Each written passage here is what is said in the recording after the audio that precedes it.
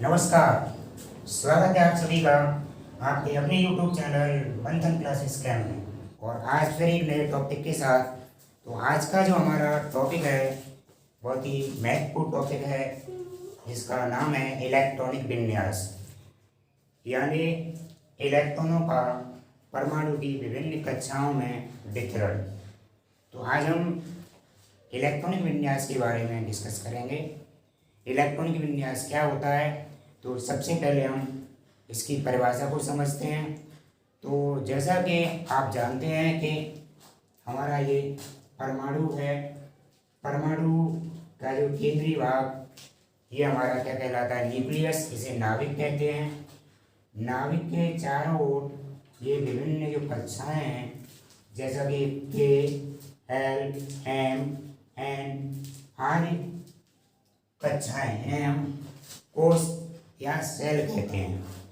तो जैसा कि आपको पता है कि इलेक्ट्रॉन इन्हीं सेल्स में, इन्हीं कक्षाओं में लगातार चक्कर लगाते रहते हैं। तो किस कक्षा में कितने इलेक्ट्रॉन चक्कर लगाते हैं, तो इन इलेक्ट्रॉनों का जो वितरण है वही हमारा इलेक्ट्रॉनिक विन्यास कहलाता है। तो हम ये संक्षेप में कहें तो इसे हम कह सकते हैं कि किसी तत्व के परमाणु के चारों ओर उपस्थित विभिन्न कक्षाओं में इलेक्ट्रॉनों के वितरण को इलेक्ट्रॉनिक विन्यास कहते हैं। यानी हमें यहाँ पर इलेक्ट्रॉनों का डिस्ट्रीब्यूशन करना है कि के कोष है उसमें मैक्सिमम कितने इलेक्ट्रॉन चक्कर लगा सकते हैं, एल कोष में मैक्सिमम कितने इलेक्ट्रॉन चक्कर लगा सकते हैं, इसी प्रकार एम और एन में कितने इलेक्ट्रॉन व चक्कर लगा सकते हैं। तो इन्हीं सभी का जो वितरण है, डिस्ट्रीब्यूशन है, वही हमारा इलेक्ट्रॉनिक विन्यास कहलाता है। तो देखेंगे इलेक्ट्रॉनिक विन्यास को लिखने के लिए सबसे पहले बोर और बरी। तो बोर बरी वैज्ञानिक थे, उन्होंने अपना नियम प्रस्तुत किया। तो बोर बरी का नियम,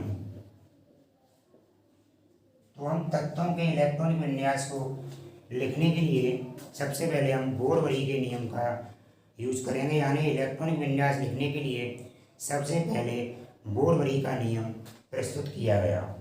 तो इस नियम के कुछ महत्वपूर्ण बिंदु थे, तो उनको समझेंगे। यानी इन्होंने इलेक्ट्रॉनिक विन्यास लिखने के लिए कुछ विशेष नियम बताए। तो वह नियम कौन कौन से हैं, एक एक करके हम चर्चा करते हैं।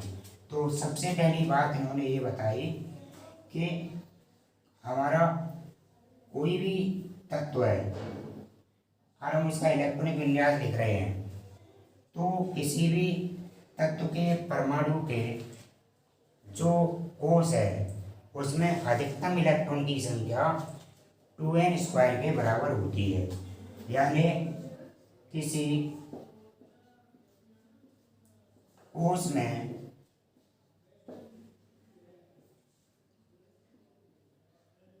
अधिकतम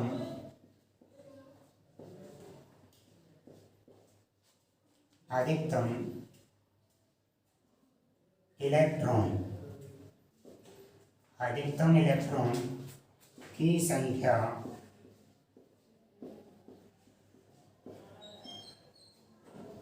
कितनी होगी, अधिकतम इलेक्ट्रॉन की संख्या 2n² के बराबर होती है। यानी कोई भी हमारी कोष है उसमें जो इलेक्ट्रॉन चक्कर लगा रहे हैं वो कितने होंगे, वह हमारे 2n² के बराबर होंगे। अब यहाँ पर n का मतलब क्या है, जहाँ हमारा n है, n बराबर कोष क्रमांक, n बराबर क्या है हमारा, कोष क्रमांक। अब कोष क्रमांक का मतलब क्या है, जैसे हमारा k है तो k के लिए n का मान क्या होगा, 1 होगा, l के लिए 2 होगा, m के लिए 3 होगा, n के लिए 4 होगा। यानी जो हमारा KLMN है उसको हम नंबरिंग के हिसाब से देखें तो 1 2 3 4 वही क्या है, कोष क्रमांक है।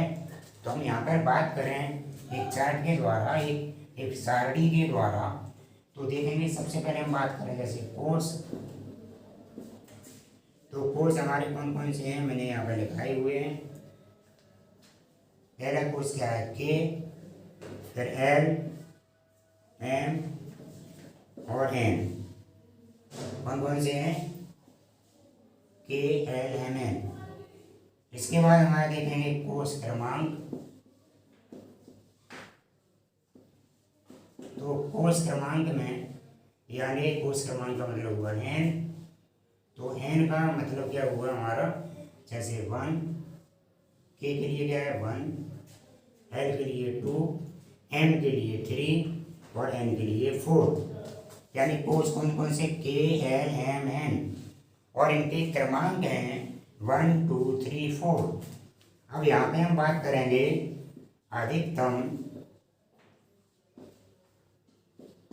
अधिकतम इलेक्ट्रॉन, अधिकतम इलेक्ट्रॉन की संख्या तो कितनी होगी, 2n²। अब हम देखेंगे किस कोष में कितने इलेक्ट्रॉन हैं वह चक्कर लगा रहे हैं। तो सबसे पहले हम बात करें के। तो के के लिए जो एन है, एन की वैल्यू कितनी है 1। तो इसका मतलब के में कितने इलेक्ट्रॉन चक्कर लगाएंगे, तो हम इस 2n² में वैल्यू रखते हैं। तो यानी n बराबर जब 1 है तो 2 × 1 का स्क्वायर, 2 हमारा ये आ गया, n की वैल्यू 1। तो हम इसको अब सॉल्व करेंगे इसे।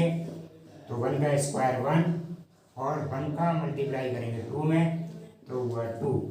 तो इस प्रकार हमारा पहला जो कोष है के, उसमें मैक्सिमम, इस वाले कोष में 2 इलेक्ट्रॉन चक्कर लगा सकते हैं। यानी के में अधिकतम 2 इलेक्ट्रॉन हमारे चक्कर लगा सकते हैं। इसी प्रकार अगले देखें एल, और एल के लिए एन का मान होता है 2। तो हम यहाँ पे 2 × एन की वैल्यू पुट करेंगे 2 का स्क्वायर। तो 2 का स्क्वायर कितना हुआ 4, और 4 का मल्टीप्लाई करेंगे 2 में 8। तो इसका मतलब ये हुआ कि जो हमारा एल कोष है उसमें अधिकतम 8 इलेक्ट्रॉन है वह चक्कर लगा सकते हैं। यानी हमारा एल कौन सा है, एल कोष है हमारा ये। तो 1, 2, 3, 4, 5, 6, 7, 8। तो ये हमारे एल में कितने चक्कर लगा सकते हैं, 8 इलेक्ट्रॉन चक्कर लगा सकते हैं। इसी प्रकार हम बात करें एम में। तो एम के लिए हमारा एन की वैल्यू है 3। तो यहाँ पे वैल्यू पुट करेंगे तो 2 × 3 का स्क्वायर, 3 का स्क्वायर कितना होता है 9, 9 2 जा होता है 18। यानी हमारा जो एम कोष है, एम कोष में मैक्सिमम 18 इलेक्ट्रॉन तक हम भर सकते हैं। इसी प्रकार एन की बात करें तो एन के लिए, यानी ये कैपिटल एन का मतलब क्या है कोष, और इसके लिए स्मॉल एन यानी कोष क्रमांक है वह है 4। तो 2 × 4 का स्क्वायर = 32। तो हमारा जो अंतिम यानी जो एन कोष है उसमें मैक्सिमम 32 इलेक्ट्रॉन है वह चक्कर लगा सकते हैं। तो बोरवरी ने क्या बताया कि किसी भी कोष में मैक्सिमम इलेक्ट्रॉन है वह 2n² के बराबर होते हैं। किसके बराबर, 2n² के बराबर। और जहाँ पर n का मतलब क्या है, कोष क्रमांक है, जैसा कि आपको यहाँ पे शो हो रहा है। तो जैसे के लिए हमने बताया n की वैल्यू 1, मैक्सिमम इलेक्ट्रॉन है 2। एल के लिए n का वैल्यू कितना है 2, मैक्सिमम इलेक्ट्रॉन कितना होंगे 8। और इसी प्रकार m है, इसके लिए जो कोष क्रमांक n की वैल्यू है 3। तो इसके लिए कितना होगा मैक्सिमम इलेक्ट्रॉन 18 यानी 18। इसी प्रकार n के लिए जो हमारा कोष क्रमांक है 4। तो यहाँ पे हमने n की वैल्यू पुट करेंगे तो यहाँ पे वैल्यू निकल के आएगी 32।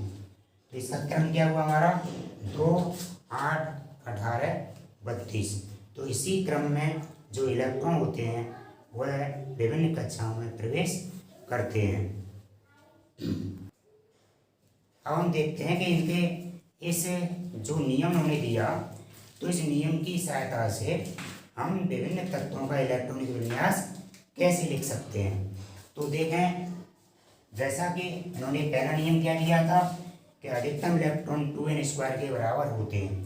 तो मैं यहाँ पे कुछ एलिमेंटम के यहाँ लिख रहा हूँ। जैसे हमने सोडियम को लिखा, सोडियम का एटॉमिक नंबर कितना होता है 11। अब मैं इसका इलेक्ट्रॉनिक विन्यास लिखूँगा। तो पहला कोर्स क्या होता है K, फिर L, फिर M, फिर N। तो हम देखेंगे यहाँ पे हमारे पास टोटल जो इलेक्ट्रॉन है वह कितने हैं 11, यानी जो हमारा तत्व है उसका जो परमाणु क्रमांक है उतने ही उसमें इलेक्ट्रॉन होते हैं। तो यहाँ पर सोडियम के पास में 11 इलेक्ट्रॉन। अब हम इसका लिखते हैं इलेक्ट्रॉनिक विन्यास अकॉर्डिंग टू बोरवरी नियम, यानी बोरवरी के नियम के द्वारा। तो देखें, सबसे पहले के कोर्स और के में, यानी इससे पहले हमने बताया कि क्रम क्या होता है 2, 8, 18 और 32। तो देखेंगे पहले के है, तो के में अधिकतम कितने इलेक्ट्रॉन बढ़ सकते हैं 2। इसके बाद एल में अधिकतम कितने बढ़ सकते हैं 8। इसके बाद एम में कितने बढ़ सकते हैं 18। लेकिन हमारे पास कितने इलेक्ट्रॉन बचे हुए हैं, तो इनको टोटल करेंगे 8 + 2 यानी 10। लेकिन हमारे पास यहाँ कितना है 11 है। अभी एक इलेक्ट्रॉन और कम है, इसलिए हम यहाँ पर केवल एक इलेक्ट्रॉन लिखेंगे। मान लो हम इससे पहले की बात करें, जैसे 7n। अब इसका इलेक्ट्रॉन विन्यास लिखें तो सबसे पहले कितना लिखा जाएगा 2, क्योंकि हमारे के में 2। अब बचे कितने हमारे पास, क्योंकि यहाँ पे 7 है तो यहाँ पे हमारा बचा 5। इसी प्रकार हम बात करें 8O यानी ऑक्सीजन, तो इसका 2, 6। इसी प्रकार अगला लिखें हम, मान लो 9F फ्लोरीन, तो इसका हम लिखेंगे 2, 7। इसके बाद 10 नियॉन, तो इसका लिखेंगे 2, 8। अब हमने यहाँ लिखा 11 का, तो 11 में हम देखेंगे। अब यहाँ पे हम 2 और 9 नहीं कर सकते। क्यों नहीं कर सकते, मान लो हमें दोबारा यहाँ देखें Na, तो यहाँ पे 2 और 9 नहीं कर सकते। क्यों नहीं कर सकते, क्योंकि यहाँ पे मैक्सिमम 8 इलेक्ट्रॉन ही एंटर हो सकते हैं। तो जो एक्स्ट्रा इलेक्ट्रॉन है वो अगले में चला जाएगा। तो यहाँ पे हम क्या लिखेंगे 2, 8, 1। अब इसमें हम इलेक्ट्रॉन कहाँ तक बढ़ सकते हैं 18 तक। मान लो हमें इससे आगे और भी हमें इसका इलेक्ट्रॉनिक विन्यास लिखना है, तो हम किस तरह से लिखेंगे देखेंगे। अभी यहाँ पे लिखा हुआ है सोडियम का, अब मैं यहाँ पे लिखता हूँ मान लो 12 मैग्नीशियम, तो यहाँ पे 2, 8, 2। तो इसी तरह से मैं यहाँ पे और भी लिखूँ, जैसे यहाँ लिखा 17 Cl, तो इसका क्या लिखा जाएगा 2, 8, 7। इससे आगे और देखें 18 Ar आर्गन, तो 2, 8, 8। अब यहाँ से एक महत्वपूर्ण जो नियम है, यानी इनका सेकंड नियम क्या होगा वो समझेंगे, क्योंकि अभी तक तो आपको क्लियर समझ में आ रहा होगा, लेकिन यहाँ पे सेकंड नियम फिर आपको कंफ्यूज करेगा। जैसे मैं यहाँ पे लिखता हूँ 19K, तो हम इसका लिखें 2, 8, 9, यानी अकॉर्डिंग जो फर्स्ट नियम है, पहला नियम है, उसके द्वारा देखा जाए तो यहाँ पर 2, 8, 9 होना चाहिए, क्योंकि यहाँ पर थर्ड में मैक्सिमम 18 तक बढ़ सकते हैं। लेकिन इन्होंने जो सेकंड नियम दिया तो वो क्या कह रहे हैं कि जब भी हम किसी तत्व का इलेक्ट्रॉनिक विन्यास लिखेंगे तो सबसे बाहरी कोश में 8 से अधिक इलेक्ट्रॉन नहीं लिख सकते। तो यहाँ पर ये सबसे बाहर पड़ रहा है, तो यहाँ पे 8 से अधिक नहीं लिखेंगे। तो हम यहाँ पे क्या लिखेंगे, यहाँ पे पहले 8 भरेंगे। अब कितना बचा हमारे पास देखेंगे, एक इलेक्ट्रॉन और बचा, तो हम यहाँ पे अब इसे फोर्थ में पहुँचा देंगे। तो 2, 8, 8, 1, न कि हम इसके अकॉर्डिंग 2, 8, वैसे तो हम इसके अकॉर्डिंग लिखते तो यहाँ 2, 8, 9 होना चाहिए, लेकिन ऐसा नहीं होगा, क्योंकि बोरवरी ने कहा यदि सबसे बाहरी कोश कोई पढ़ रहा है तो उसमें 8 से ज़्यादा नहीं भरेंगे उसे अगले वाले में पहुंचाएंगे। एक और एग्जाम्पल देखें, 20 कैल्शियम, तो 2, 8, 8 और 2, तो सेम इसी तरह से यहाँ पे एक इलेक्ट्रॉन फिर यहाँ पे ज़्यादा हो जाएगा। अब यहाँ की बात फिर देखें, फिर इन्होंने एक और नया नियम दे दिया, तीसरा नियम। तो तीसरा नियम यहाँ पे हमने अब देखेंगे, तीसरा नियम यानी हमारे कैल्शियम है, कैल्शियम के बाद क्या आएगा, स्कैंडियम, यानी 21 स्कैंडियम। अब इसका मान इस नियम से लिखें तो क्या लिखा जाएगा, देखेंगे 2, 8, 8, 3। तो फिर यहाँ पे इन्होंने एक नया नियम क्या दे दिया कि अब जो फोर्थ नंबर वाला है ये, इसमें 2 से ज़्यादा इलेक्ट्रॉन नहीं बढ़ सकते। कितने से ज़्यादा नहीं बढ़ सकते, 2 से ज़्यादा। इसमें 2 से ज़्यादा बढ़ सकते हैं कब, जब इससे पहले वाला कंप्लीट हो। तो तीसरे नंबर पे देखेंगे इसमें अधिकतम कितने बढ़ सकते थे, 18। तो हम पहले ये कंप्लीट नहीं हुआ है और इसमें पहुंच गए। तो हम क्या करेंगे, ऐसी कंडीशन में जब इसका इलेक्ट्रॉनिक विन्यास लिखेंगे तो यहाँ पे बहुत ईजीली समझेंगे। तो आपको क्या करना है, सबसे पहले हम 2 भरेंगे, ये हमने भर दिया, फिर 8 भर देंगे। अब क्या करेंगे, हम यहाँ पे सबसे पहले ये 2 भर लिए और चौथे नंबर वाले में पहले 2 भर देंगे, तीसरा खाली छोड़ेंगे। पहले क्या भरेंगे, पहला, फिर दूसरे वाले में 8 बार भरेंगे इसके अकॉर्डिंग, फिर लास्ट यानी चौथे नंबर वाले में 2 भरेंगे। अब जितने इलेक्ट्रॉन बचे हैं वो यहाँ तीसरे में भर देंगे। अब यहाँ पे 9 लिख सकते हैं। इसी प्रकार अब आगे देखेंगे, 22 टाइटेनियम, तो 2 और 8, और यहाँ पर फिर कितने देंगे, 2, फिर यहाँ पे लिख देंगे 10।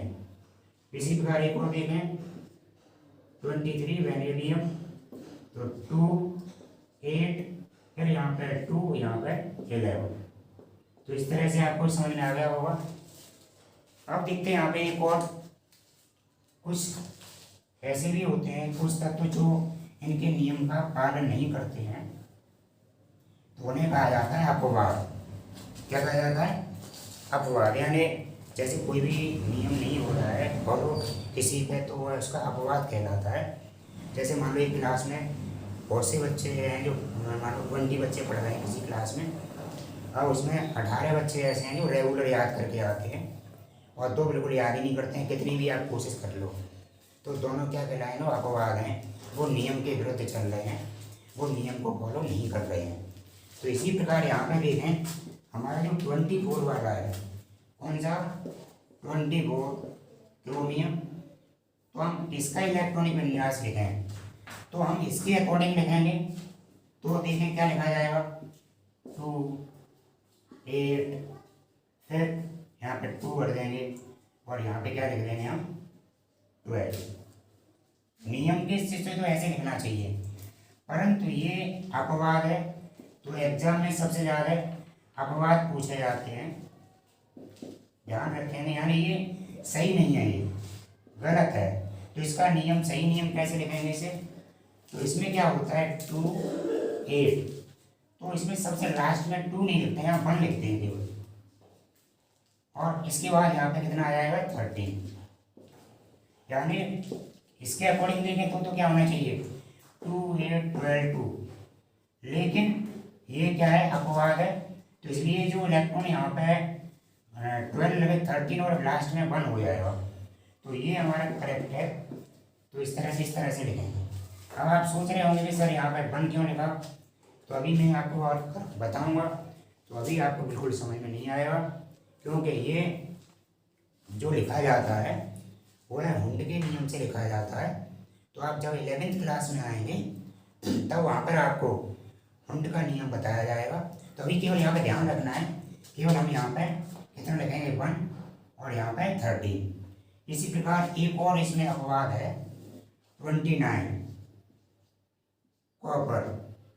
तो यदि हम इसको अगर इस नियम से लिखें तो कैसे लिखेंगे, 2, 8, यहाँ पे हमने 2 लिख दिया और बीच में 17। तो ये हमारा हो गया, लेकिन ये हमारा क्या है, गलत है, ये अपवाद है, ये इस नियम को फॉलो नहीं करता है। तो अब हम इसे लिखेंगे सही तरह से कैसे, तो इसका लिखा जाएगा 2 8, यहाँ पे 1 भरेंगे, इसमें 2 नहीं रहेगा 1, और यहाँ पे हो जाएगा 18। तो इसका ये करेक्ट फॉर्म है। तो इस तरह से आप विभिन्न तत्वों के इलेक्ट्रॉन के विन्यास लिख सकते हैं। तो इस प्रकार से ये नियम आपको अच्छी तरह से समझ में आ गया होगा, और आप इन नियमों को अच्छी तरह से समझें और इसके द्वारा इलेक्ट्रॉनिक विन्यास लिख सकते हैं। लेकिन इन्होंने ये नियम दिए, इनके द्वारा जो बड़े बड़े परमाणु क्रमांक वाले तत्व हैं उनका इलेक्ट्रॉनिक विन्यास लिखना मुश्किल होता है, उन्हें लिखना आप देर से समझ पाएंगे। अतः जब आप 11वीं क्लास में आएंगे तो आपको आफबाऊ प्रिंसिपल पढ़ाया जाएगा, आफबाऊ नियम, उसके द्वारा आप बड़े बड़े तत्वों के भी इलेक्ट्रॉनिक विन्यास लिख सकते हैं। तो आज के लिए इतना ही, और अगर आपको वीडियो अच्छा लगे तो प्लीज़ हमारे चैनल को सब्सक्राइब करें और बेल आइकन का बटन दबाएं, जिससे समय समय पर आपको नोटिफिकेशन मिलता रहे। जय हिंद।